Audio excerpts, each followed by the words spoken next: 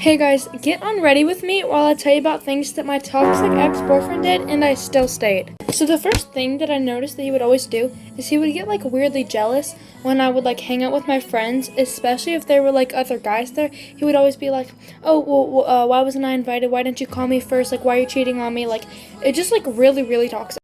Another thing that he would always do is whenever I post a picture of like my friends or anything like on my Snapchat story or on like Instagram or Facebook, he would always insist that I would like tag him in it so that people would like know that I was taking, and it was a weird mentality. Also, like anytime that I would hang out with my friends, he would like blow up my phone and he would like always insist that I was like cheating on him or something.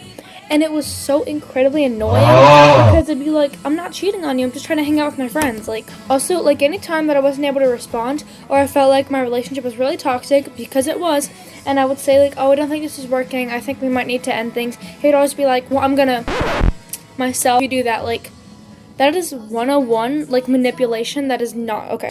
The next thing that really should have, like, raised red flags for me is how he had a ton of other girls, like, added on Snapchat and stuff. And then whenever I would ask to, like, see his phone, because he'd be, like, smiling in his text, he'd be like, oh, well, you don't trust me. But then, at the same time, I would have, like, my brother or my cousin text me. And then he'd be like, oh, you're cheating on me. Like, you better let me look at your phone. Like, okay, what is, like, the double standard with this? I'm so confused. So, another thing is, this was kind of, like, one of the final straws for me. Like, I didn't see things before. It's, when I had a band concert, and I wasn't able to answer his calls because, like, I was in the middle of literally, like, playing, obviously.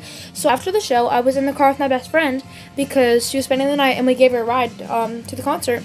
And he said, okay, well, I'm just gonna, because you didn't respond to my text messages, and I'm like, I literally couldn't. I was in the middle of something. What do you want me to do?